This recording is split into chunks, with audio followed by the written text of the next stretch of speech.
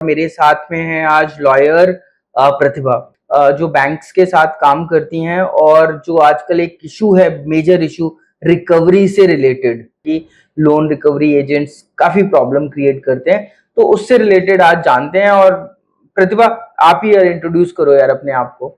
नमस्कार आलोक जी, मेरा नाम प्रतिभा है। वेलकम। मैं एक लॉयर हूँ एंड मैं जितने भी हमारे देश में बैंकिंग इंस्टीट्यूशंस हैं, फाइनेंशियल इंस्टीट्यूशंस हैं, जैसे एनबीएफसीज हो गए, हाउसिंग फाइनेंस कंपनीज हो गए, इन सब के साथ मिलकर काम करती हूँ और इनका एनपीए जो होता है उसको रिकवर करवाती हूँ। एनपीए बोले तो? एनपीए का मतलब है नॉन परफॉर्मिंग एसेट। बैंक्स जब भी किसी को लोन देते हैं तो वो वहां से एक सर्टेन इंटरेस्ट रेट कमाते हैं, तो वो उसको एक एसेट बुलाते हैं जो उनके लिए एक अर्निंग है। मान लीजिए वो एसेट ने पैसे देना बंद कर दिया किसी ने, तो उसको वो कैटेगराइज कर देते हैं नॉन परफॉर्मिंग एसेट की कैटेगरी में। ओके, हाँ जी। ओके, तो ये इसकी जब अगर हम बात इस पूरे के पूरे प्रोसीजर की शुरुआत करें, तो सबसे पहले आपको क्या लगता है, मतलब कि फॉर एग्जाम्पल किसी ने लोन लिया और लोन लेने के बाद उसकी कोई भी ऐसी सिचुएशन आई कि वो लोन चुकाने में असमर्थ है, अब उस स्थिति में बैंक का जो फर्स्ट क्राइटेरिया क्या होता है, मतलब कैसे बैंक शुरुआत कहाँ से होती है? जैसे फॉर एग्जाम्पल हम देखते हैं कि लोन लिया हुआ है, लोन नहीं, उसने पहली किस्त नहीं दी, तो फिर बैंक कॉल करती है, उसका जो कस्टमर रिलेशनशिप मैनेजर है वो कॉल करता है, लोग जनरली फोन उठाना बंद कर देते हैं, या इस तरीके की जो भी चीजें होती हैं। इसको इस पूरी की पूरी जो टाइमलाइन है उसको जरा शेयर करो।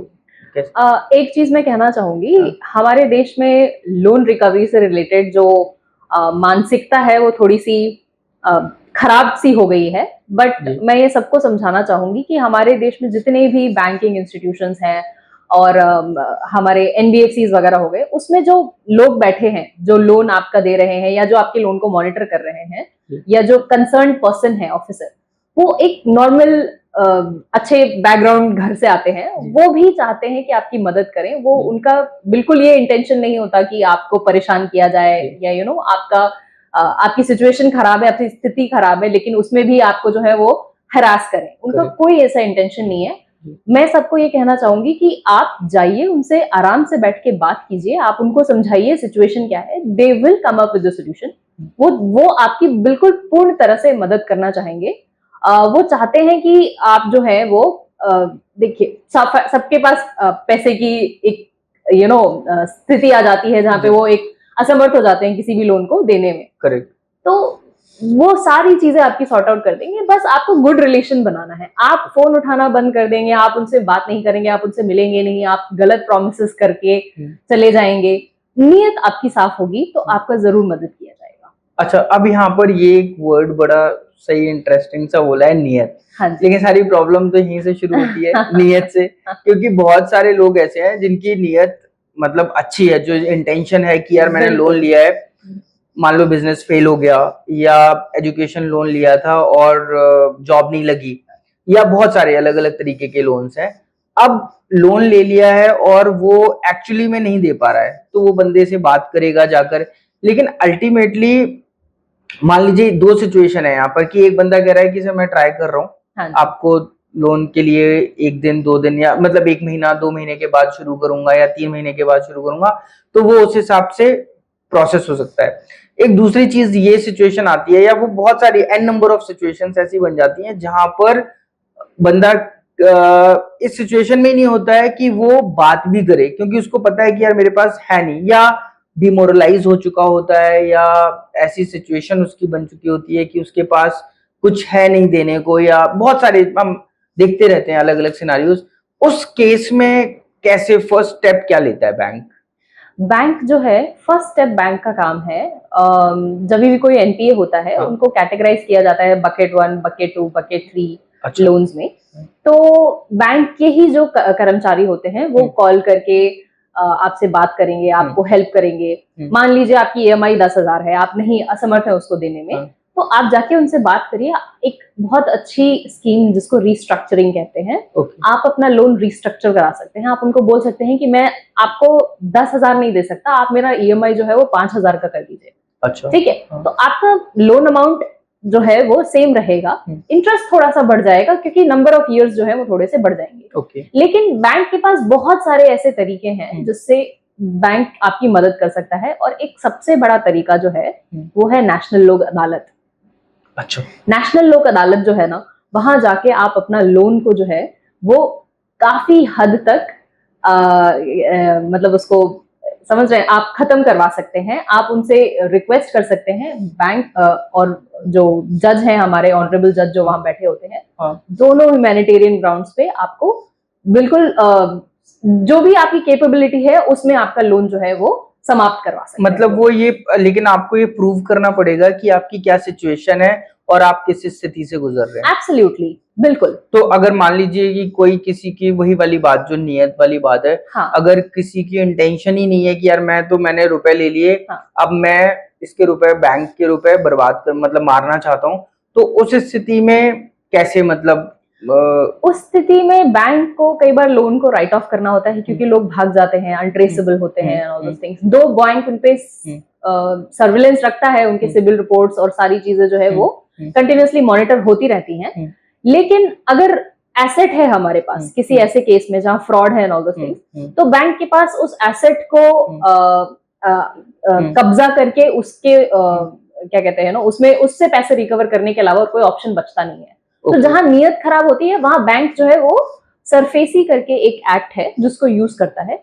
सरफेसी मैंने सुना है यार, इसके बारे में थोड़ा सा व्यूअर्स को बताओ ना, क्या होता है ये सरफेसी? तो हमारे यहाँ दो तरह के लोन होते हैं। एक्चुअली कहीं भी बैंकिंग में दो तरह के लोन होते हैं। एक जिसमें हम कुछ गिरवी रखते हैं और एक जहां हम कुछ भी गिरवी नहीं रखते थे, अनसिक्योर्ड लोन। मॉर्गेज वाला लोन, ठीक है, और नॉन मॉर्गेज वाला, हाँ, उसको अनसिक्योर्ड की कैटेगरी हम डालेंगे। जैसे हमारे personal loan, credit card, all this things come in normal unsecured loan की कैटेगरी। तो जब मॉर्गेज वाला लोन जहां आता है, वहां बैंक्स के पास जो होते हैं, गिरवी रखे हैं, कागजात हैं बैंक के पास उस प्रॉपर्टी के, उस पर्टिकुलर जगह के या प्लॉट लैंड जो भी है। तो बैंक को सरकार ने, हमारे देश के लेजिस्लेचर ने एक पावर दी है जिसको सरफेसी कहते हैं। अच्छा। हाँ, तो सरफेसी का फुल फॉर्म है securitisation and reconstruction of financial assets and enforcement of security interest. Okay. ये एक्ट है, स्ट्रॉन्ग टर्म है। Absolutely, it's a very big, काफी बड़ा सा टर्म है ये। तो इस एक्ट को यूज करके बैंक जो है वो कोर्ट की सहायता से एक कब्जा लेने के लिए, उस प्रॉपर्टी को अपने अंडर करने के लिए बैंक से, मतलब कोर्ट से हेल्प मांगती है। एंड बैंक को जब वो एसेट मिल जाता है तो फिर वो उसकी नीलामी करके उसको ऑक्शन में बेच के अपना पैसा जो है वो रिकवर कर लेते हैं। ये है। अच्छा, तो ये सरफेसी एक्ट के through? Absolutely, they are only उनके पास सिर्फ सरफेसी एक्ट के अंदर पावर है कि वो किसी भी ऐसा जो उनके पास मॉर्गेज एसेट है उसका पोजेशन ले सके, उसका कब्जा ले सके। अच्छा। और फिर उसको जो है वो बेच सके। बिना कब्जा लिए आप किसी प्रॉपर्टी को बेच नहीं बेच सकते। हाँ। ठीक है। तो बैंक जो है वो पहले, जैसे मान लीजिए कि कोई जिसने लोन लिया हुआ है, हाँ, उसने लोन नहीं, बैंक को लोन नहीं दे रहा है, हाँ, तो बैंक क्या करेगा? सबसे पहले कोर्ट में जाएगा, फिर वहां से मतलब इस केस को लड़ेगा एंड देन उसको फैसला आएगा, उस तरीके का सिस्टम होता है? या कुछ बैंक्स के लिए अलग सिस्टम बनाया, प्रोविजन बनाया हुआ है? बैंक्स के लिए थोड़ा सा आसान कर दिया है। हाँ। है सिस्टम एग्जैक्टली यही। हाँ। लेकिन इसमें आप एक बहुत इंटरेस्टिंग चीज देखेंगे कि बैंक जो है ना वो कम से कम 3 से 4 महीने का टाइम जो है, हाँ, जो जब एनपीए उनको डिक्लेयर करते हैं उसके बाद जो है बैंक बोरोवर जो भी है हमारे, उनको अच्छे से 3 से 4 महीने का टाइम पीरियड देती है, उनसे बात भी करती है, उनको समझाती भी है कि आप जो है वो पैसा दे दीजिए, कुछ भी करके कुछ अरेंज कर लीजिए। इनफैक्ट जो आपने नहीं पे किया है अभी तक का, सिर्फ उतना अमाउंट देख के आप अपना अकाउंट को जो है वो रेगुलर करा लीजिए। रेगुलर करके एक बहुत ही इंटरेस्टिंग चीज होती है जो हम इसके बाद बात कर सकते हैं, जिसके बारे में विच इज जो एक बहुत अच्छा ऑप्शन है। अगर कोई रेगुलर कराना अगर तो अभी बता दीजिए। मान लीजिए आपने एक आज जैसे अगर हम 2024 की बात करते हैं, 2024 में जनवरी, फरवरी, मार्च, अगर मैं ये 3 महीने अपने किसी होम लोन का किस्त नहीं चुकाती हूँ, नहीं दे पाती हूँ, तो बैंक 3 महीने के बाद मुझे क्या करेगा? एनपीए डिक्लेयर कर देगा। ठीक ये बोलेगा कि यार अब जो है ये पर्सन पैसे नहीं दे रहे हैं, तो हाँ। हमें इसमें लीगल कार्यवाही करनी पड़ेगी। ठीक है। जब उसको एनपीए डिक्लेयर कर देते हैं पर्टिकुलर पर्सन को, तो मुझे वो एक डिमांड नोटिस, जिसको हम सर्टेन एक नोटिस मान लीजिए जिसमें बैंक में लिखा है कि मेरा इतना इतना लोन बनता है और आप मुझे इतना देंगे, और मैं आपको 60 डेज का टाइम पीरियड दे रहा हूँ, आपको इसको जो है इतनी दिन में मुझे लौटाना है। ठीक है, इसके बाद आई विल नॉट बी, हमारे पास कोई ऑप्शन नहीं बचेगा फर्दर आगे बढ़ने के अलावा। तो फिर वो 60 डेज टाइम पीरियड में अगर मैंने कुछ कर लिया, मैंने एक्सपायर बैंक से बात कर ली कि अच्छा ठीक है, मेरा जनवरी, फरवरी, मार्च एंड प्लस अप्रैल में, मान लीजिए मई में मेरे पास कुछ पैसे आए, मेरे पास एक अपॉर्चुनिटी बनी कि हाँ मैं जो है वो थोड़ा सा लोन चुका सकता हूँ, तो मैं बैंक के पास जाऊंगी, मैं उनको बोलूंगी कि मेरा 5 महीने से जो है वो ये ईएमआई ड्यू है, मैं इसको पे कर देता हूँ। ठीक है, प्लस थोड़ा सा ओवरड्यू चार्जेस, जो भी इंटरेस्ट, लीगल एक्सपेंसेस जो भी हुए होंगे, सर्टेन पेनल्टीज वगैरह पे करके मैं उतना अमाउंट उनको दे दूंगी, और फ्रॉम मंथ ऑफ जून मैं दोबारा से अपना नॉर्मल ईएमआई देना स्टार्ट कर देती हूँ। अच्छा। क्योंकि जैसे ही बैंक किसी भी किसी भी बोरोवर को अगर एनपीए डिक्लेयर करता है, तो उसका अकाउंट जो है फ्रीज हो जाता है। अच्छा। तो जब फ्रीज हो जाता है तो उसमें क्या है, इंटरेस्ट फर्दर वो कुछ भी उसके अंदर प्रोसेसिंग जो है वो बंद हो जाती है। ओके। तो बैंक फिर उसको एक अपने सिस्टम में चेक करके बताते हैं कि इतना एक सर्टेन अमाउंट है जो आप देंगे, तो आपका जो रेगुलर ईएमआई था, दोबारा से जो 10,000 पे करना स्टार्ट करना है, वो दोबारा से स्टार्ट हो जाएगा। ओके। ये चीज है, इसको कहते हैं रिस्ट्रक्चरिंग, इसको कहते हैं रेगुलर करना, अपग्रेड कराना। यस, अपग्रेड करना, रेगुलर करना। अच्छा। तो ये एक बहुत ही अच्छा ऑप्शन है अगर कोई नहीं दे पा रहे हैं, मान लीजिए आपका कुछ दिन से ड्यू हो गया, आपका थोड़ा सा ज्यादा पैसा लगेगा, no doubt, but it is वो फिर भी जो उसके बाद ह्यूमिलिएशन आएगा, या उसके बाद जो आपका प्रॉपर्टी का वैल्यूएशन में जो गिरावट आएगी, उन सब से बहुत बेहतर चीज है ये। अच्छा, एक यहाँ पे प्रतिभा, मेरे को ये लगता है कि जो जैसे कोई बंदा है या कोई भी है, व्यक्ति है, उसने लोन लिया, और लोन लेने के बाद उसने लोन नहीं देने का विचार बनाया, ठीक है, तो उसकी एक कहते हैं ना कि वो एक तो बैंक्स बैन कर देंगे उसको, फर्दर लाइफ में लोन नहीं मिलेगा उसको, उसकी सिबिल जो है वो खराब हो जाएगी। तो इसके बारे में थोड़ा सा बताइए कि इसकी जो प्रॉब्लम्स हैं जो व्यक्ति फेस करेगा आने वाले टाइम में, अगर वो लोन रीपेमेंट नहीं करता है, तो क्या क्या होंगी, और थोड़ा सिबिल के बारे में भी बताएंगे तो ज्यादा बेहतर रहेगा, क्योंकि बहुत सब लोगों को सिबिल और लोन ये समझ नहीं आता है। तो ये सिबिल एक चीज बनाई गई है हमारे देश में, वो यही जानने के लिए है कि किसी भी इंसान या किसी भी व्यक्ति की जो क्रेडिट प्रोफाइल है वो कितनी स्ट्रांग है। आप जैसे एक सिंपल सा छोटा सा क्रेडिट कार्ड आपके पास है, जिसकी ज्यादा से बहुत ही कम जो है वो क्या कहते हैं पावर है, मतलब स्पेंडिंग कैपेसिटी है, उस बेसिस पे ही आपका जो है एक रिपोर्ट बन जाता है, क्रेडिट रिपोर्ट, इंस्टीट्यूशंस के पास, फाइनेंशियल इंस्टीट्यूशंस के पास। उसको मेंटेन करने का काम सिबिल करता है। ठीक है। सिबिल जो होता है वो टाइम टू टाइम हर एक पर्सन की क्रेडिट रिपोर्ट या उसको स्टडी करता है, और उसको उसके अकॉर्डिंग एक आपको रेटिंग देता है, which is up till 900।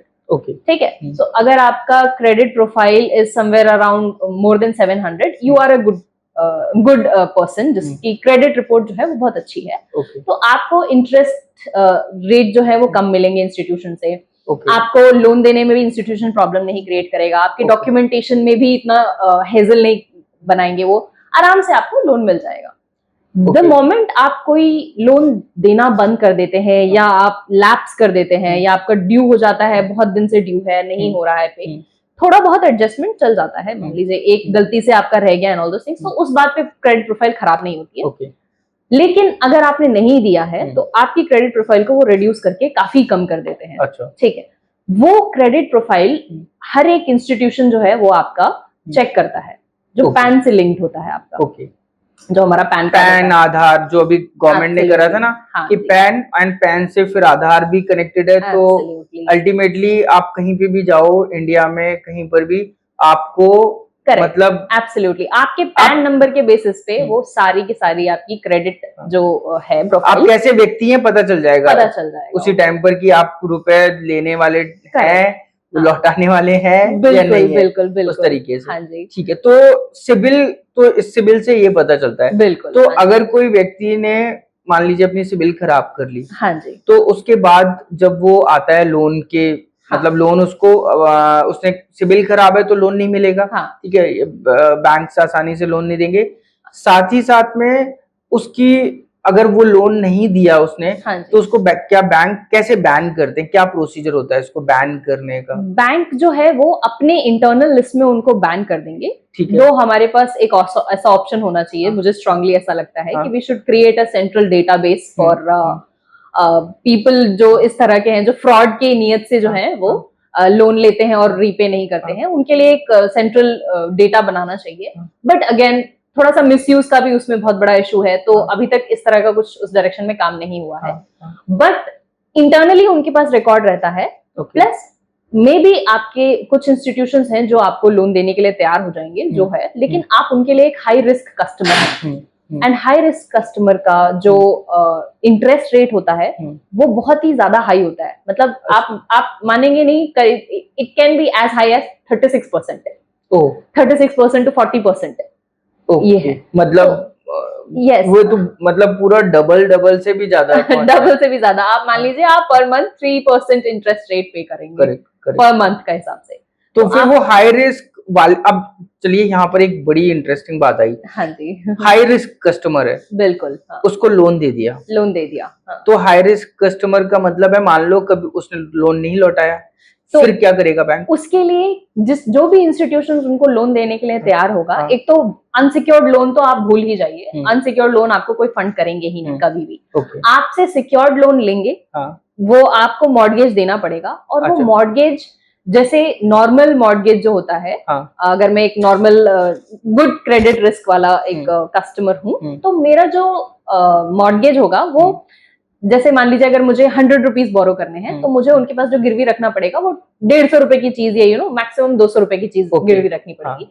But अगर आप हाई रिस्क कस्टमर है, आपके पास, आपको उनको गिरवी रखना पड़ेगा एक चीज जो 400 रुपए की है, जिसकी वैल्यू है 100 रुपए के लोन के लिए आपको 400 रुपए की चीज गिरवी रखनी पड़ेगी। करेक्ट। तो ये इस तरह का जो है कंडीशंस कोई भी फाइनेंशियल इंस्टीट्यूशन कभी भी आपके ऊपर आराम से लगा सकता है। ये है। अच्छा, तो अब बात करते हैं, वापस से हम अपने उस पर आते हैं टॉपिक पे। You as a lawyer, मतलब what is your daily routine professionally, मतलब आप क्या करते हो और कैसे, किस तरीके के लोगों से जूझते हो पूरे दिन भर? बहुत सारे अलग अलग तरह के बोरोवर्स होते हैं जिन मतलब कोई भी दो सरफेसी का केस जो है, कोई भी जिसमें मुझे प्रॉपर्टी का पोजेशन लेना है और उससे पैसे रिकवर करना। प्रॉपर्टी का पोजीशन लेना है मतलब कैसे? अच्छा, वो जो आपने जो लेना है, कब्जा लेना जो है वो, कोई भी दो केस एक जैसे नहीं होते, सब अलग है।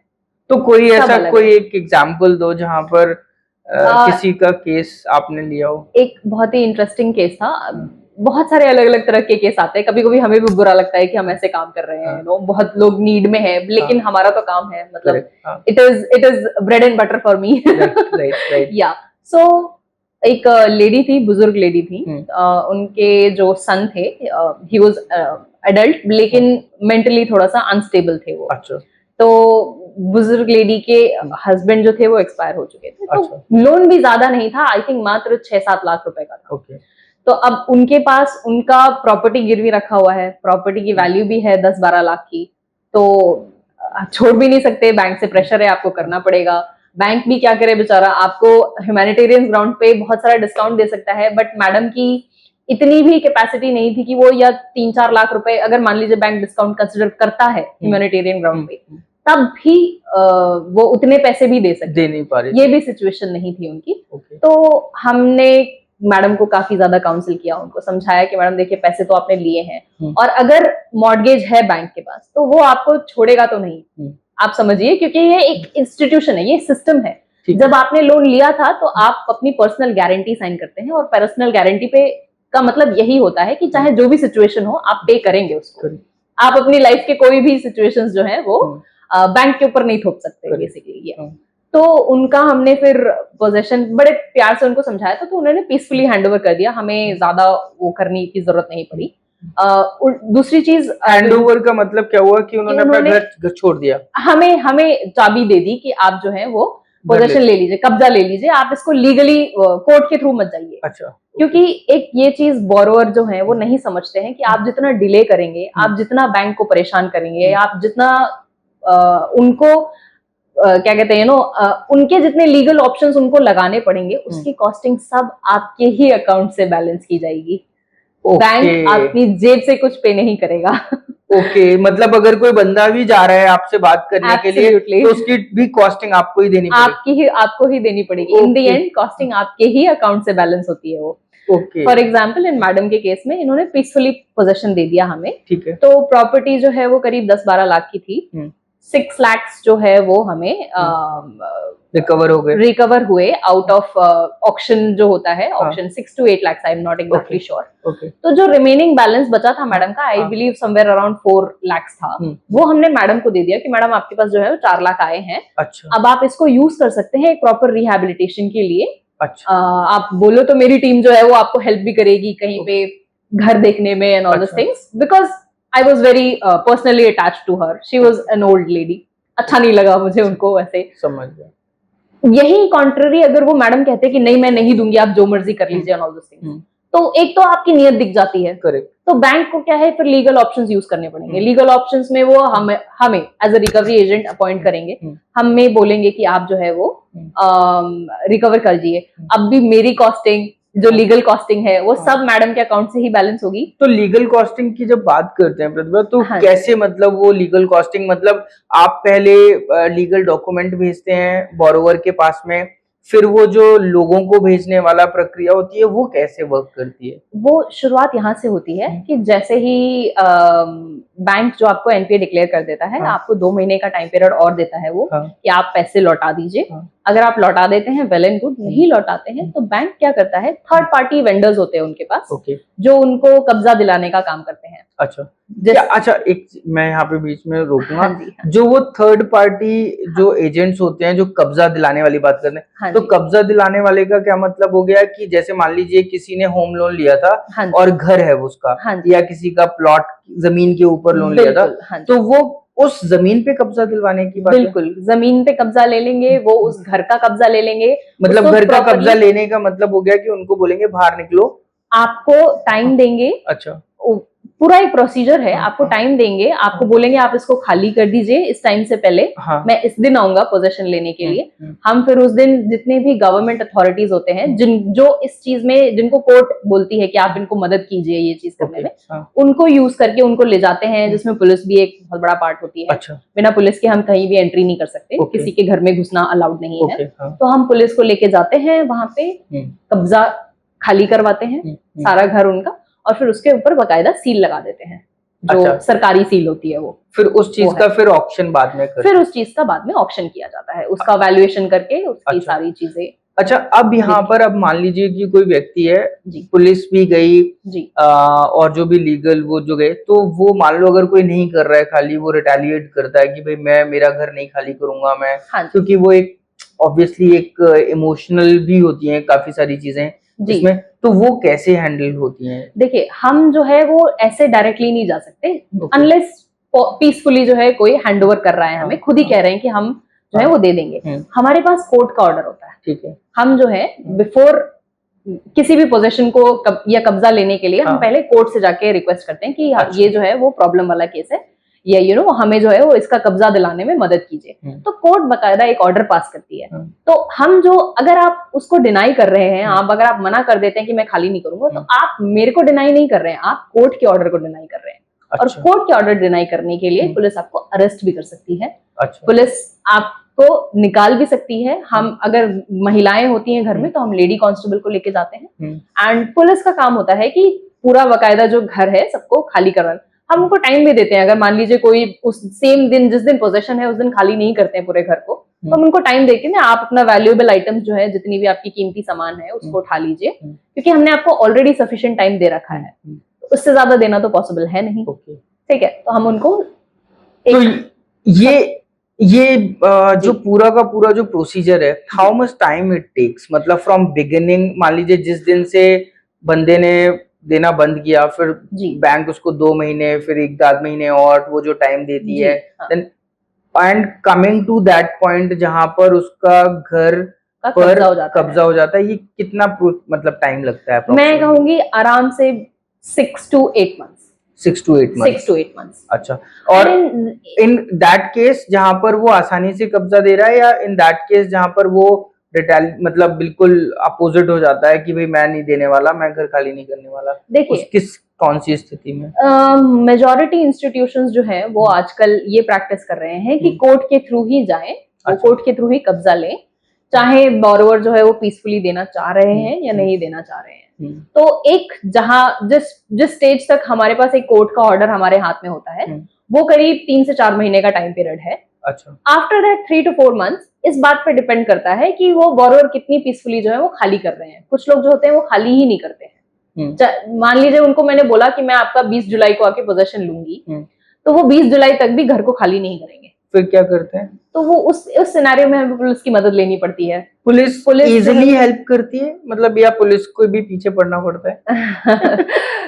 एक्चुअली मैं डायरेक्टली उनको ऐसे कुछ कहना नहीं चाहूंगी, बट आप भी समझिए हमारे देश में पुलिस जो है उसके ऊपर प्रेशर कितना ज्यादा करेक्ट, है। Correct, correct. मतलब वो एक चीज हैंडल नहीं कर रहे हैं, वो सब चीज हैंडल कर रहे हैं। तो तो अगेन वो मतलब वो थोड़ा भी सा- एक फॉलो अप करना एक हाँ, अपने आप उनकी में। अवेलेबिलिटी पे डिपेंड करता है, क्योंकि अच्छा। उनके भी एक बाकायदा प्रोसीजर एस्टैब्लिश्ड है, जिनके बेसिस पे वो जो है किसी भी कांस्टेबल या किसी भी अपने पुलिस के जो स्टाफ हैं उनको भेज सकते हैं अच्छा। Through procedure only. तो वो प्रोसीजर फॉलो करने में थोड़ा सा टाइम लगता है, जिसमें आराम से जो हाँ। मैंने 6 से 8 महीने का टाइम बोला वो इसी चीज में मेजरली जाता है। Okay. कोऑर्डिनेशन, जैसे कई बार इलेक्शंस थे अभी हमारे, तो इलेक्शंस में 2-2 महीने तक, 3-3 महीने तक जितने भी गवर्नमेंट ऑफिशियल्स हैं सारे सब बिजी थे, एवरीवन। ओके, तो they even if they want they can not help me because they don't have staff. Correct, उनके पास नहीं है स्टाफ हमारे Correct. मदद करने के लिए। अच्छा, ये तो रही, जैसे किसी ने होम लोन लिया है, जी ठीक है, या मॉर्गेज पर हाँ, कुछ लोन चीज अगेंस्ट प्रॉपर्टी लोन जो होते अगेंस्ट हैं, प्रॉपर्टी absolutely, लिया हुआ है। हाँ, अब मान लो किसी ने ले रखा है पर्सनल लोन, जी अब पर्सनल लोन नहीं लौटा रहा है, जी और पर्सनल लोन में बैंक बहुत बार मतलब बिना मॉर्गेज के भी लोन बिल्कुल, देता है, बिल्कुल ठीक है। बिल्कुल, हाँ, हाँ। तो उस केस में अब उसको कैसे रिकवर करते हैं? उस केस में कस्टमर के साथ रिलेशनशिप जो है वो हाँ। इम्पोर्टेंट है। ओके। आजकल चीजें एक्चुअली यही खराब होती हैं कि जितने भी लोग हैं वो कंटिन्यूस फोन से परेशान हो जाते हैं, ठीक है। Correct. बैंक का एक्चुअली एक प्रोसीजर एस्टैब्लिश है, जिसमें अगर आपने एक ईएमआई ड्यू कर दी, आपने उसको पे नहीं किया, तो Correct. आपके पास तुरंत फोन आना स्टार्ट हो जाएंगे, बहुत सारे जो है वो मैसेजेस आना स्टार्ट हो जाएंगे। हाँ। तो लोग जो है वो पहले से ही परेशान है, वो और ज्यादा परेशान हो जाते हैं इस बात से, हाँ। ठीक है। तो मैं सबसे गुजारिश करना चाहूंगी कि आप थोड़ा सा पेशेंस रखिए। आप समझने की कोशिश कीजिए कि उन्होंने भी एक बहुत बड़ा रिस्क लेके जो है वो आपको पैसे दिए हैं। उन्होंने आपकी तब मदद करी है जब किसी ने आपकी मदद नहीं करी है। ये पॉइंट है भाई, बिल्कुल, बिल्कुल। ये लोग नहीं समझते, नहीं मतलब समझते कि हैं। मैंने देखा है कि जब किसी को रुपए की जरूरत होती है ना, तो हाथ वो भी कुछ जोड़ेगा, भी- पैर भी पड़ेगा, बिल्कुल, भाई, exactly, दोस्त, हाँ। बहन, मतलब वट एवर जो बोल सकता है वो बोलेगा। दुनिया भर के प्रोमिसेस करते हाँ, हैं, दुनिया हाँ। भर के यू नो ऐसे जो दुख होते हैं वो दिखाएंगे कि हाँ। हमारे पास बहुत ज्यादा दुख है, correct, all the same। Correct, correct. हम सब समझते हैं, इट्स ऑल और जब वो मतलब हाँ। एक वो कंफर्टेबल सिचुएशन पे आ जाएगा, भाई तू कौन है? एग्जैक्टली, हाँ। तो ये the same thing happens with the big organizations. Absolutely but यकीन मानिए जितने भी एजेंट्स आपको कॉल कर रहे हैं वो डेट रिकवरी एजेंट्स होते हैं, वो सर्टिफाइड होते हैं अच्छा, बाय आरबीआई की गाइडलाइंस से। दे आर सर्टिफाइड, मतलब ये चीज नहीं समझ आई, मतलब कैसे कौन क्या है सर्टिफिकेशन? जितने भी हमारे देश में डेट रिकवरी एजेंट्स हैं, हाँ। वो उनका एक मैंडेट है, हम्म। मतलब सरकार ने उनको मैंडेटरी बना दिया है हाँ। कि आप तभी रिकवरी के काम में या इस तरह के कलेक्शन जिसको कहते हैं, हम पर्सनल लोन रिकवरी को कलेक्शन कहते हैं। अच्छा, हाँ, एक्चुअल रिकवरी या एनफोर्समेंट जो तो होता है अब वो जैसे- सरफेसी में है। वो अच्छा, जहां पर वो मॉर्गेज वाली Mortgage वाला प्रॉपर्टी है हिसाब वो है। सरफेसी एक्ट के थ्रू होता है, और ये कलेक्शन में होता है, Exactly. जो पर्सनल लोन्स वगैरह लिए होते पर्सनल हैं। लोन है, लेकिन- ये हमने कैटेगराइज कर दिया है Categorize अपने कर- अपने कंफर्ट के according. It is Okay. Not written anywhere, अच्छा, but in order to understand easily, आसानी से समझने हाँ, के लिए market collection jargon और- है मतलब। Absolutely, हाँ, मार्केट जार्गन है। ठीक है। तो अभी यहाँ पर अगर बात करें कि like you are a lawyer, बाकी जो लोग जो कलेक्शन करते हैं, हाँ जी। उन लोगों की कोई सर्टेन क्वालिफिकेशन या कुछ ऐसी होती है कि मतलब वो लोग या कोई भी बन जाता है रिकवरी एजेंट? क्योंकि ज्यादातर रिकवरी एजेंट बॉडी बिल्डर्स देखे गए हैं। नहीं नहीं, तो दो तरह के स्टाफ होते हैं, एक जो ऑन फील्ड विजिट करते हैं हाँ। और एक जो कॉलिंग करते हैं and all. ओके हाँ, ओके तो आपको मिनिमम क्वालिफिकेशन 10th है, आपको अच्छा। 10th अगर आपने कर रखी है और आप अगर डेट रिकवरी एजेंट का एक सर्टिफिकेशन ले लेते हैं, मिनिमम कॉस्टिंग से आता है। एक्चुअली हो। प्रतिभा, that is not more important. Important बात ये है कि जो रिकवर करने जा रहा है, अगर हाँ वो जी। 10वीं पढ़ा हुआ है हाँ जी और उसने वो एक सर्टिफिकेशन चलो पास भी कर लिया, जी, उसका क्या माइंडसेट होगा जब वो बोरोवर से डील कर रहा है? क्योंकि वो जब जा रहा है किसी के घर पे, तो हम ऐसे वीडियोस देखते हैं जहां पर वो गालियां दे रहा होता है एब्सोल्युटली। Recovery agent. हाँ तो मेरे हिसाब से कि जो ये सिस्टम है, जो ये रिकवरी एजेंट्स को बना रहा है, हाँ वो भी एक मतलब उसको भी इस चीज पे ध्यान देना चाहिए। लोग उनको मतलब किसी कोई साइकोलॉजिकल कोई एग्जामिनेशंस जो होते हैं इस तरीके के, वो एग्जामिनेशन भी दिलवाने चाहिए कि वो उसका बिहेवियर कैसा है वहां पर। बिल्कुल। हम जो मैं डेट रिकवरी एजेंट की बात कर रही हूँ, ये एक सर्टिफिकेशन बकायदा ये एग्जाम के बाद ही मिलता है।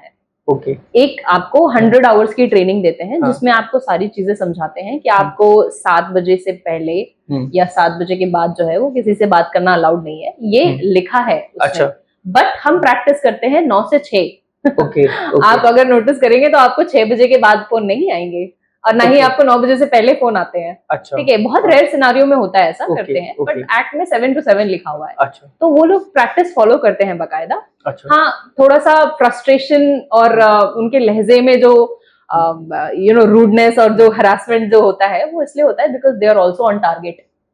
अच्छा वो डेली के इनके टारगेट्स हैं कि इतना पैसा आपको रिकवर करना है, इतना आपको केस रिकवर करने हैं, इसलिए। Okay okay. तो जो ये सेल्स वाले बंदे हैं मतलब वो भी एब्सोल्युटली, जो ये लड़ाई आप देख रहे हैं वो एक टारगेट और एक फ्रस्ट्रेशन की है और कुछ नहीं, कि इन्होंने कंटिन्यूअसली फोन कर करके परेशान कर दिया है। हाँ। और वहां उनका टारगेट जो है वो मिस हो रहा है, Miss हो उनका रहा है, हाँ। उनका मेजॉरिटी पार्ट ऑफ सैलरी जो है वो इस टारगेट पे डिपेंड करता है।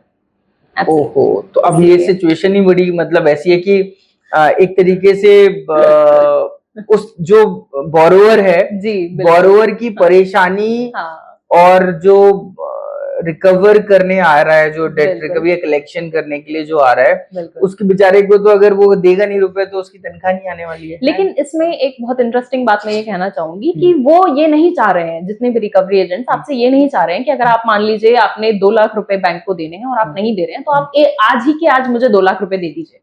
नहीं, आप सर्टेन अमाउंट पे कीजिए। देखिए, आपने पैसे लिए हैं, पैसे तो देने पड़ेंगे, जी ठीक है। और पैसे आपने किसका लिया है? वो आपके और मेरे जैसे लोगों का ही पैसा है, जो बैंक के पास जो बैंक के पास है। बैंक जो बोरो करता है वही तो आगे लेंड करता है। Correct correct. करेक्ट तो मेरा और आपका पैसा ही मार्केट में घूम रहा है, करेक्ट तो आपको देना तो पड़ेगा। करेक्ट। तो आप सर्टेन एक अमाउंट, मान लीजिए आप 5,000 उसको दे दीजिए, 10,000 दे दीजिए, थोड़ा थोड़ा अमाउंट, वो भी आपकी हेल्प करेंगे। अगर आप उनसे प्यार से बात करेंगे, आप उनको समझाएंगे, they will help you. Because I know a lot of people personally जो इस तरह का मदद करते हैं, जो समझाते हैं कि अच्छा आप ये कर लीजिए। मैं खुद समझाती हूँ लोगों को कि आप आइए तो सही, आप मिलिए तो सही, आप ढंग से बात तो कीजिए हमसे। ठीक है, आप तो खुद हमें इस माइंडसेट से बात कर रहे हैं कि हम जो है वो आपको परेशान करने के लिए आए हैं। हम परेशान तभी करेंगे जब आपके पास आप हमें कोई ऑप्शन नहीं छोड़ेंगे। तो पॉइंट यहाँ पर ये आ गया है कि जिसकी इंटेंशन है अच्छी, जो रुपए देना चाहता है वो बात करेगा, वो बैंक से भी बात करेगा, वो रिकवरी या कलेक्शन वाले बंदे से भी ढंग से बात करेगा, प्रॉब्लम भी बताएगा और बोलेगा कि भाई कैसे कैसे। तो यहाँ पे ना एक सवाल आता है कि जैसे जो बिना मॉर्टगेज के जो लोन्स जाते हैं, उन लोन्स में फॉर एग्जांपल पर्सनल लोन हो गया, मान लीजिए वो उसकी सोर्स ऑफ इनकम खत्म हो गई किसी बंदे की, तो उस केस में बैंक कैसे रिकवर करेगा? और वो कहता है कि आई वांट टू पे but I don't know how I can, मतलब तो क्या वो उसकी कोई प्रॉपर्टी लेगा या उसको कन्वर्ट करेगा मॉर्टगेज लोन में, क्या ऐसा कुछ होता है? नहीं, हम हर एक इंस्टीट्यूशन ने जितने भी पर्सनल लोन्स या इस तरह के अनसिक्योर्ड लोन्स दे रखे हैं, उनके खिलाफ वो एक रिकवरी सूट फाइल करते हैं। रिकवरी सूट, हाँ, कोर्ट में एब्सोल्युटली, सिविल कोर्ट में रिकवरी सूट फाइल किया जाता है। रिकवरी सूट में बैंक को जब कोर्ट जो है वो डिक्री पास कर देती है। तो उसमें बेसिकली ये लिखा होता है रिकवरी सूट में, मान लीजिए मैंने 2 लाख रुपए नहीं दिए हैं, तो मेरे रिकवरी सूट में लिखा होगा कि मुझे इनसे 2 लाख प्लस इंटरेस्ट अमाउंट जो है वो रिकवर करना है, सर्टेन अमाउंट। ठीक है, तो बैंक ने कोर्ट ने उनको डिक्री पास कर दिया कि आप जो है वो you are eligible to recover this much amount. ठीक है, तो अभी बैंक का क्या ऑप्शन बचता है कि मान लीजिए बैंक जो है वो it will start investigation on my assets, मेरे पास क्या क्या चीज अवेलेबल है, कार है, ये है, वो है, etcetera and all those things. ठीक है, एंड वो उसको अटैच करवा लेगा थ्रू कोर्ट। कोर्ट जो है वो मेरे एसेट्स को इन्वेस्टिगेट करके बैंक जो है वो एसेट्स को इन्वेस्टिगेट करके कोर्ट को बताता है कि ये मैडम के पास जो है वो पेइंग कैपेसिटी इतनी है, लेकिन ये मेरा इंटेंशन नहीं है इनका लोन देने का। अच्छा, ठीक है, और फिर कोर्ट जो क्या कहता है कि ठीक है, आपने अटैचमेंट करवा लिया है, अब जो है हम आप इनसे ये एसेट जो है वो हथिया सकते हैं या इनसे कब्जा ले सकते हैं। तो अगर मान लीजिए मेरी कार है, कार उनको दिख गई तो उन्होंने वो कार अटैच करवा लिया, तो अब उनके पास वो पावर आ जाएगी मेरी कार को जो है वो जब्त कर ले। तो फॉर एग्जांपल आप अगर जा रही हैं कहीं पर जी, मतलब जो बोरोवर है वो कार लेके कहीं जा रहा है जी, तो क्या ये अथॉरिटी है बैंक के पास कि वो कहीं पर भी गाड़ी रोके विदाउट पुलिस, उसके बंदे जो हैं वो गाड़ी रोके और बोले मैडम आप बाहर खड़े हो, चाबी दो और गाड़ी लेके चले जाएं? नहीं, ये पावर नहीं है। तो एक्चुअली बैंक के एजेंट्स के पास पावर तभी है जब आपके पास एक कोर्ट का ऑर्डर है। नहीं तो उसके कोर्ट ने, आपने जैसे फॉर एग्जांपल कार अटैच करवा दी किसी की, जी, लोन मान लो उसने पर्सनल लोन दिया था, वो इनएलिजिबल नॉट इनएलिजिबल वो दे नहीं पा रहा है उस लोन को, तो उस केस में आपने कार अटैच करवा दी कोर्ट से, कोर्ट ने बोला भी कि आप उसका कब्जा ले सकते हैं, तो वो कब्जा लेने का राइट प्रोसीजर क्या है? क्योंकि मैं बहुत बार देखा गया पुलिस को अप्रोच करके, बैंक पुलिस को अप्रोच करेगा, ठीक है, क्योंकि उस ऑर्डर को एग्जीक्यूट करवाने की रिस्पॉन्सिबिलिटी जो है वो पुलिस की है, कोर्ट के ऑर्डर को। एब्सोल्युटली। अच्छा, हाँ, ओके। या फिर कोर्ट जो है अलग अलग जगह पे वेरियस प्रैक्टिस है, अलग अलग प्रैक्टिस है। कई बार किसी बैंक के एडवोकेट कोर्ट के एडवोकेट को जो है वो ये पावर दे देती है कि आप जो है वो कब्जा दिलवा दो। अच्छा, ठीक है, या आप उसका कब्जा ले लो। तो आप वो जो पर्सन है, कंसर्न पर्सन, जो कोर्ट के ऑर्डर में मेंशन्ड है कि ये आपको उस पर्टिकुलर चीज का कब्जा दिलवाएंगे, आप उनके बिना ये चीज नहीं ले सकते। अच्छा, तो वो कोर्ट मेंशन करता है अपने ऑर्डर में कि कैसे ये? Absolutely, okay. अनसिक्योर्ड केसेस में थोड़ा सा सिनेरियो डिफरेंट है। सिक्योर्ड केसेस में कोर्ट जो ऑर्डर पास करता है, तो अलग अलग कोर्ट्स होते हैं जहां पे आप जो है अपना मतलब कोर्ट जो है इस चीज के लिए ऑर्डर पास करते हैं। तो दिल्ली के कोर्ट में वो एक एडवोकेट को अपॉइंट कर देते हैं जिनकी रिस्पॉन्सिबिलिटी होती है उस पर्टिकुलर प्रॉपर्टी का कब्जा दिलवाने की। लेकिन बाहर के जो डीएम कोर्ट्स होते हैं, हमारे डिस्ट्रिक्ट मजिस्ट्रेट कोर्ट्स जितने भी हैं, जो जिला और तहसील में होते हैं, वहां पे वो तहसीलदार को अपॉइंट करते हैं कि ये तहसीलदार रेवेन्यू ऑफिसर होता है, तहसीलदार, उसकी रिस्पॉन्सिबिलिटी, तहसीलदार की रिस्पॉन्सिबिलिटी है पुलिस की मदद से कि जो है वो उस पर्टिकुलर जगह का आपको कब्जा दिलवाएं। अच्छा, तो फिर अब मान लो बैंक किसी ने मतलब वही नॉन मॉर्टगेज लोन लिया था जी, और मान लीजिए किसी गांव की बात करते हैं जी, ठीक है, और उसका मान लीजिए खेत है जी, अब वो खेत पर कब्जा हो गया बैंक का, हाँ, ठीक है, तो अब बैंक क्या करेगा? वही प्रोसीजर फॉलो करेगा ऑप्शन करने का? मैं आपको यहाँ रोकना चाहूंगी। अच्छा। थोड़ा सा एग्रीकल्चर जो प्रॉपर्टीज होती है उसके रिलेटेड लॉ जो है वो डिफरेंट है। अच्छा, हाँ, अच्छा, नॉर्मल फार्मर्स के लिए नॉर्मल सरफेस यूज करके आप जो है वो किसी भी एग्रीकल्चरल लैंड का जो है वो कब्जा नहीं ले सकते। एग्रीकल्चरल लैंड के लिए एक कोर्ट है जिसका नाम है DRT, date recovery tribunal. Okay, एक स्पेशल कोर्ट बनाया गया है। ये स्पेशल कोर्ट सबके लिए है, बैंक के लिए भी है। मैं बोरोवर हूँ और मेरे को मेरे लोन में कोई इशू है जिसकी वजह से मैंने पे नहीं किया है एंड बैंक मेरे प्रॉपर्टी का कब्जा लेना चाह रहा है, तो मुझे जिस कोर्ट में जाके रिलीफ मिलेगा वो है DRT। अच्छा, हाँ जी, अच्छा, एज अ बोरोवर जहां मुझे रिलीफ मिलेगी वो DRT है। ओके, ठीक है, तो DRT के पास पावर है एग्रीकल्चरल प्रॉपर्टीज का कब्जा दिलवाने के लिए। ओके, तो नॉर्मल कोर्ट्स के पास ये पावर नहीं है। अच्छा, तो मतलब ये एग्रीकल्चर वाली जो केस है वो एक स्पेसिफिक हो गया, वो स्पेसिफिक है। अपार्ट फ्रॉम दैट किसी की फैक्ट्री है, घर है, प्लॉट है, व्हाटएवर, वो जो रेगुलरली जो मतलब जो Absolutely. रेगुलर कोर्ट्स हैं वो उसमें उसमें कर देते हैं, उसमें करते हैं और वो फिर यूजुअली अपॉइंट वो करते हैं। रेगुलर कोर्ट्स सीएमएम, सीजीएम और डीएम कोर्ट्स होते हैं। Chief metropolitan magistrate, okay, chief judicial magistrate and district magistrate, ये तीनों के पास पावर है। इन तीनों की कोर्ट के पास पावर है कि इस कब्जे से रिलेटेड जो है वो आप यहाँ से ऑर्डर लेंगे। ओके जी। यहाँ पर एक सवाल और आता है कि मान लीजिए किसी ने लोन लिया 10 लाख रुपए का, बिल्कुल, उसने 10 लाख रुपए नहीं लौटाए, ठीक है, अब वो 10 लाख रुपए की रिकवरी करनी है जी, प्लस ये जो रिकवरी करने में जो एफर्ट्स लग रहे हैं जी, कोर्ट में जाना, जो कलेक्शन एजेंट है उसका ट्रैवल करना, फॉलो अप करना, फोन टेली कॉलिंग करना, देन वो मान लीजिए कि कोई व्यक्ति किसी दूसरे शहर का रहने वाला है तो वहां के कोर्ट्स के साथ फॉलो अप करना, फिर वहां के कोर्ट पुलिस के साथ फॉलो अप करना, तो ये भी एक कॉस्ट तो अकर कर ही रही है ना, मतलब इस पूरे के पूरे प्रोसीजर में। तो उस कॉस्ट को कैसे मतलब बैंक वो करता है कि 10 लाख रुपए तो वो है प्लस ये सारी कॉस्ट, तो वो कॉस्ट के लिए भी वो उसी बंदे से ही ली जाएंगी ये सारी की सारी? बिल्कुल, सब उन्हीं के अकाउंट से ही मैनेज की जाएंगी। ओके, या उसकी जो प्रॉपर्टी बिकेगी उस प्रॉपर्टी को करेक्ट से माइनस करा जाएगा वो सब अमाउंट। एग्जैक्टली। ओके, बैंक का जब ऐसे कोई केस होता है तो वो हम जैसे वेंडर्स जो होते हैं उनको केस हैंड ओवर कर देते हैं। तो इनिशियल इन्वेस्टमेंट हमारी होती है, हम भी एनपी हो जाते हैं कई बार, हमारे भी केसेस में हमें फीस नहीं मिल पाती है सर्टेन XYZ रीजन की वजह से, लेकिन यूजुअली इनिशियल इन्वेस्टमेंट मेरी है। जब मैं उसको रिकवर कर दूंगी उस लोन को, तो उस लोन में से जो रिकवरी आई है उसका एक सर्टेन परसेंटेज या फीस जो है वो हमारा डिसाइडेड होता है। तो वो फिर हमें मिलता है, जो बोरोवर के अकाउंट से ही जो रिकवर हुआ है उसमें पे किया जाएगा। तो मैं यहाँ पे प्रतिभा एक जानना चाहता हूँ, सब लोग जानना चाहेंगे कि बैंक के पास खुद के भी तो लॉयर्स होते हैं या रिकवरी एजेंट कह लीजिए, या जो रिकवर करने वाले वो थर्ड पार्टी को वो कर रहे हैं जी। तो अच्छा, फॉर एग्जांपल आप जो हैं आप लॉयर भी हैं और रिकवरी एजेंट, मतलब एज अ रिकवरी एजेंट उन्होंने आपको एम्पैनल कर रखा है, एम्पैनल कर रखा है अलग अलग बैंक्स ने। तो पॉइंट मेरा ये है कि जो बैंक होते हैं वो अपने लॉयर्स को नहीं, जो एम्पैनल्ड लॉयर्स हैं या एम्पैनल्ड जो रिकवरी एजेंट्स हैं उनको ज्यादा पुश करते हैं, या क्या मतलब क्या बैंक्स की क्या थॉट?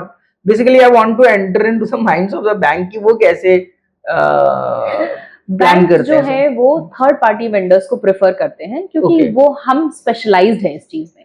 ओके, कोई भी सरफेसी का केस होगा, I will do it easily, I will get your loan recovered. Okay, ये मेरा गारंटी है इस चीज का, and I am 100% sure about it, क्योंकि मेरा मैकेनिज्म ही ऐसा है, मेरा इंफ्रास्ट्रक्चर ही इस चीज के लिए है। मेरे टीम जो है वो इस चीज के लिए ट्रेंड है, वो सेफ्टी कंसर्न्स को समझते हैं, वो टैक्टिक्स को समझते हैं, वो सारी चीजें समझते हैं और डेली वही काम कर रहे हैं और बहुत सारे इंस्टीट्यूशंस के लिए वो काम कर रहे हैं।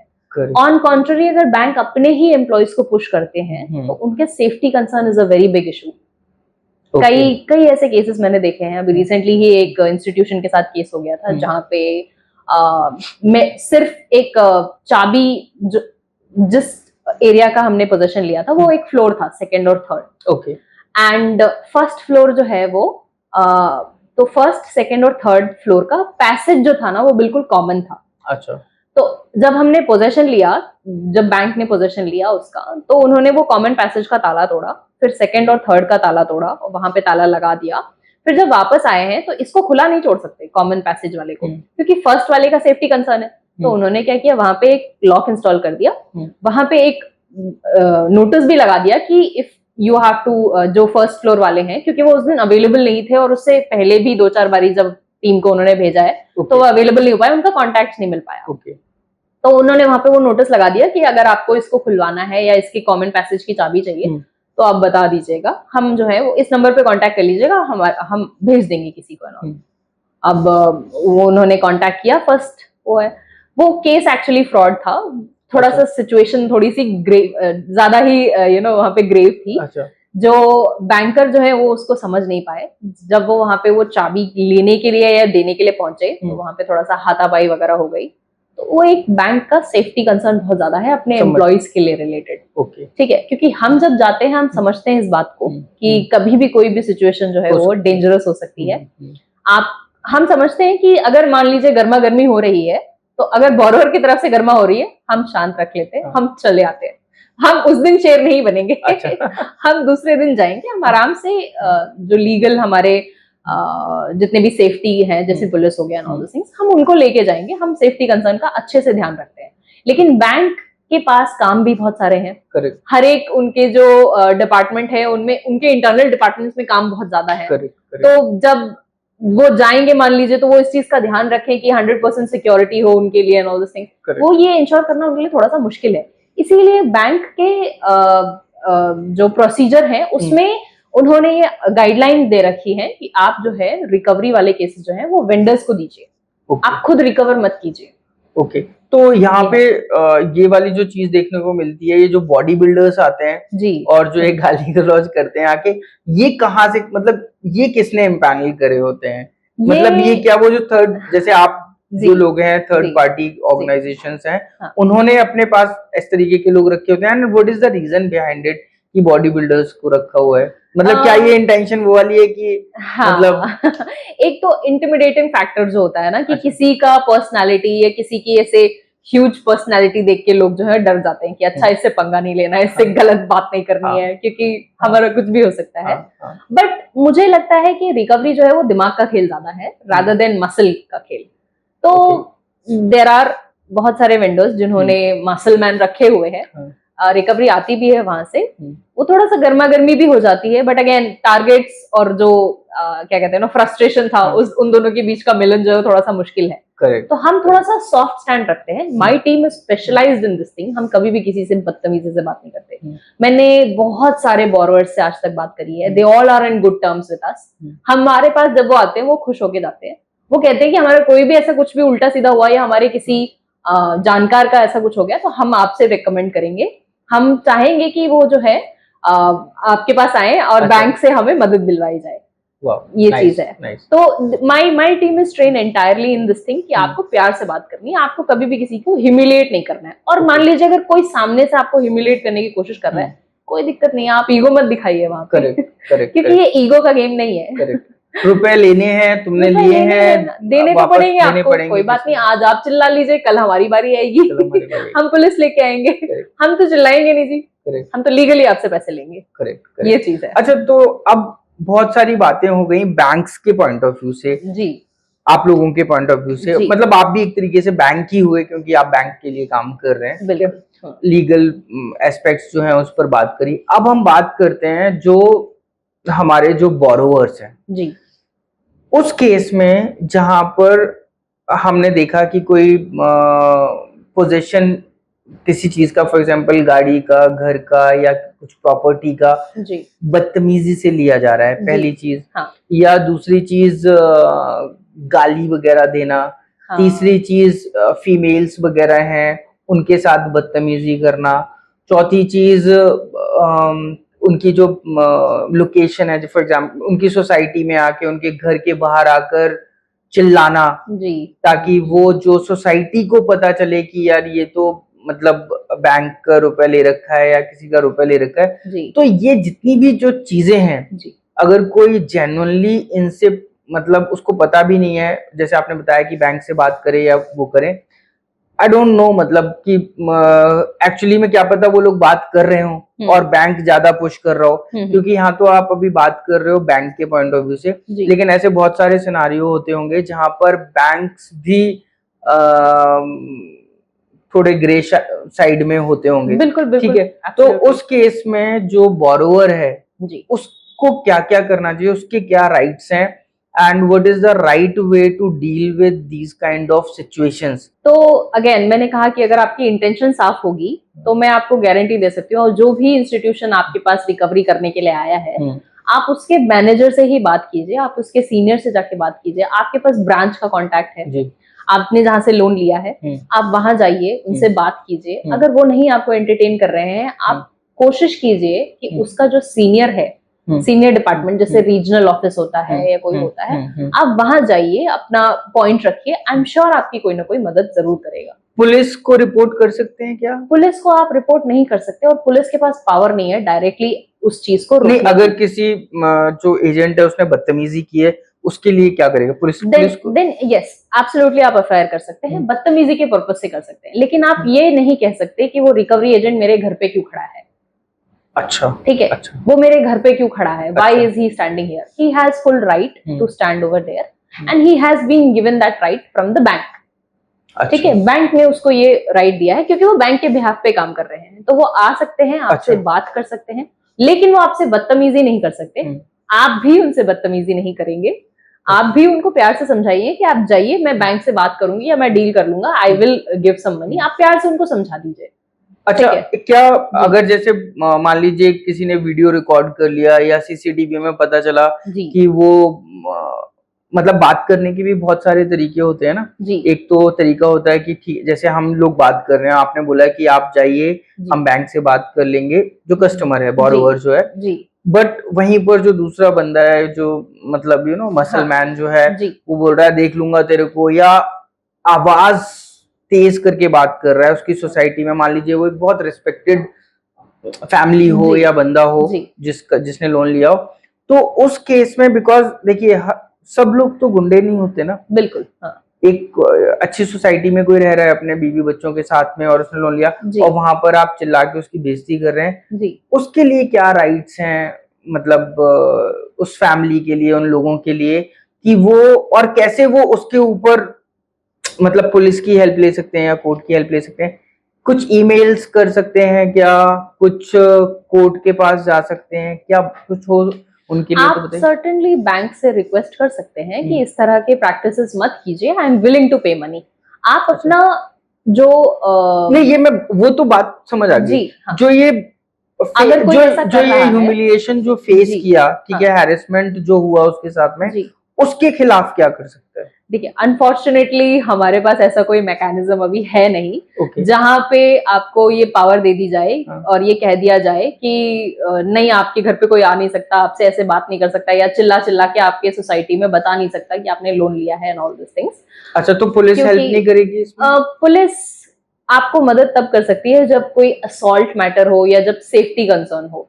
अब अच्छा। If a recovery agent is standing on your door and he is speaking in a loud tone, अगर बहुत ही लाउड टोन में बदतमीजी वो से। सबको बता रहा है and all this things, unfortunately इसके लिए कोई ऑप्शन है नहीं, क्योंकि अच्छा। आप अगर देखिए ये दो तरफा चीजें हैं। Correct, correct. क्योंकि जहां एक तरह रिस्पेक्टेड लोग हैं, जहां वो पैसे देने के लिए तैयार हैं, तो अगेन उनके पास ऑप्शन ये है कि आप अपने बैंक से बोलिए कि आप इन लोगों को, पर्टिकुलर लोगों को मत भेजिए मेरे पास, मैं आपको पैसे दे दूंगा, और एज अ मेरा एक गुडविल एस्टैब्लिश करने के लिए मैं आपको एक सर्टेन अमाउंट अभी दे देता हूँ, या इतना पे कर देता हूँ, बट ये प्रैक्टिसेस मत कीजिए। आप उनसे रिक्वेस्ट कर सकते हैं, they will consider your request, क्योंकि हमें कई बार बोला है बैंक ने कि आप इस केस में इनसे फॉलो अप मत कीजिए।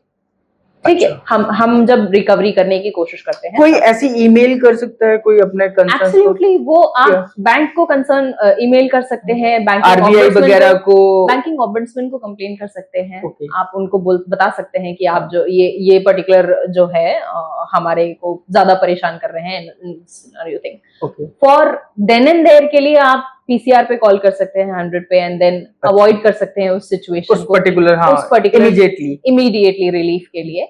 बट ओनली अगेन पुलिस जब आएगी तो आपका भी इंटेंशन देखा जाएगा कि आप जो है वो किस पर्पस से कर रहे हैं। अगर आप एक फ्रॉड के पर्पस से आपने ये किया है, पैसे ले लिए हैं और आप नहीं देना चाह रहे हैं, और फिर आप जो है वो जब कोई आ भी रहा है तब आप न्यूसेंस क्रिएट कर रहे हैं कि नहीं जी, ये जो है हमें परेशान कर रहे हैं, हरास कर रहे हैं, तो पुलिस इन दैट सिनेरियो आपकी भी मदद नहीं करेगी। लेकिन अगर आप जेन्युइन हैं तो मैं भी आपकी मदद कर सकती हूँ और इंस्टीट्यूशन भी आपकी मदद कर सकता है। बस आप अप्रोच कीजिए, आप ब्रांच जाइए, आप रीजनल ऑफिस जाइए उनके, आप वहां उनको बताइए, लेकिन आपको भी अपना नियत दिखानी होगी उनको। हाँ, हम नियत के बेसिस पे कई लोगों को जो है वो काफी ज्यादा टाइम दे देते हैं, काफी रिलीफ भी दे देते हैं बेसिकली।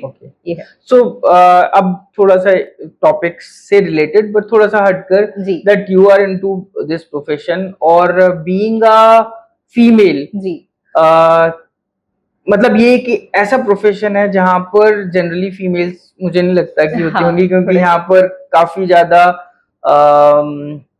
रफ प्रोफेशन कहेंगे इसको, कि Absolutely. जिस तरीके या जितना हम जानते हैं, मे बी इंटरनली कुछ अलग सिस्टम होता हो, तो एज अ फीमेल आप अपना कुछ शेयर करिए जहां पर आपको लगता है कि बीइंग अ फीमेल आपने इस तरीके के करियर पाथ को चूज किया, और क्या क्या इसमें प्रॉब्लम्स फेस कर रहे हो, या और लोगों के लिए मान लीजिए कोई और लोग और फीमेल्स हैं वो भी इस प्रोफेशन में आना चाहें, बिल्कुल, एब्सोल्युटली। तो क्या है, मतलब इसके कुछ प्रॉब्लम्स क्या है और पॉजिटिव्स क्या है? प्रॉब्लम ये है कि ये थोड़ा सा ऑन फील्ड जॉब है। आपको फिजिकली बहुत स्ट्रांग होना चाहिए, क्योंकि आपको फील्ड में जाके लोगों से बात करनी है, आपको उनको समझाना है। कई बार आपको एंट्री नहीं मिलेगी घर पे, आपको थोड़ा सा थिक स्किन भी होना होगा। अच्छा। जी, मतलब आप आसानी से हर्ट नहीं हो सकते इस चीज में। आपको अपना फोकस क्लियरली पता है कि मुझे ये केस जो है वो रिजॉल्व करना है। ये तो हो गए जो मेरे को लगता है थोड़े से नेगेटिव एस्पेक्ट्स हैं। दो अगर इस पे हम काम करें तो ये बहुत आसानी से जो है वो सॉल्व किए जा सकते हैं। पॉजिटिव एस्पेक्ट ये है कि बिकॉज मैं एक फीमेल हूँ, मेरे साथ बोरोवर जो है वो आसानी से बात करने में कंफर्टेबल है। मेरा टोन भी अच्छा है, मैं प्यार से बात करती हूँ, मेरा कोई इंटेंशन नहीं है किसी को नुकसान पहुंचाने का। तो एक जो हमारे देश में फीमेल के लिए एक सेंटिमेंट है कि बहुत ही सॉफ्ट होते हैं, एंड कह सकते हैं ना कि इनकी इंटेंशन ज्यादा खराब नहीं होती है एंड ऑल दिस थिंग, तो वो एक फायदेमंद चीज होती है मेरे लिए। मैंने कई ऐसे सिचुएशन देखे हैं जहां मेरी पूरी टीम ने कॉल कर लिया है एंड उनका फोन जो है वो बोरोवर नहीं उठा रहे हैं, लेकिन मैंने कॉल किया है तो मुझसे आराम से बात भी हो गई है। इनफैक्ट वो मुझे ये भी कह रहे हैं कि यार आप मुझे पहले क्यों नहीं मिले, आपने बताया क्यों नहीं, ना मुझे बैंक ने ये बताया कि ऐसा प्रोसीजर है, ना ब्रांच ने बताया कभी ऐसा ऑल दिस थिंग्स। मैंने कहा तभी तो मैडम मैंने कॉल किया है आपको। ये पॉजिटिव्स हैं। एब्सोल्युटली, ये पॉजिटिव्स हैं। It is a good field. दो मैं ज्यादा फील्ड पे जाती नहीं हूँ, मैं एक्चुअली मेरे पर पूरी टीम है जो ये काम करती है, मैं उनको ट्रेन करती हूँ, मैं उनको समझाती हूँ। ये ज्यादातर दिमाग का खेल है। तो आप अगर अपना कैरियर इस फील्ड में बनाना चाहते हैं तो आप रिकवरी के टैक्टिक्स को समझिए। ठीक है, आप किसी का माइंड जो है वो कैसे यूटिलाइज कर सकते हैं, उनको कैसे कॉन्फिडेंस में लेके आप उनकी कैसे मदद कर सकते हैं। That's it, this is the only thing. मतलब you should be a good communicator, good negotiator, absolutely. हाँ, तो in fact moreover that good human being जिसका इंटेंशन है मदद करना। I want to help you because I understand कि यार मेरा पैसा है, मेरा टारगेट है, सब कुछ है, लेकिन आपका भी एक सिचुएशन है, आपकी भी एक प्रॉब्लम है। ठीक है, तो मैं यहाँ पे हूँ आपको मदद करने के लिए। आप मुझे बताओ तो सही what you can do. Correct. ज्यादातर लोग बात ही नहीं करते, तो हम कैसे मदद करेंगे? ये चीज है। तो प्रतिभा, मुझे लगता है कि मैंने ऑलमोस्ट रिकवरी से रिलेटेड जो भी हमारे व्यूअर्स ये देख रहे होंगे पॉडकास्ट, उनके सारे सवालों के आंसर मिल गए होंगे। और अगर मैंने कोई सवाल नहीं भी पूछा है तो जो भी लोग ये पॉडकास्ट देख रहे हैं, आप लोग कमेंट करिए, और प्रतिभा जी का जो मैं कांटेक्ट डिटेल्स हैं वो मेंशन कर दूंगा डिस्क्रिप्शन में, तो आप लोग प्रतिभा जी से डायरेक्ट कांटेक्ट कर सकते हैं और इनकी हेल्प ले सकते हैं, और आपको 100% हेल्प मिलेगी। तो प्रतिभा, आप आए शो में और इतना टाइम दिया, उसके लिए बहुत बहुत धन्यवाद। Thank you.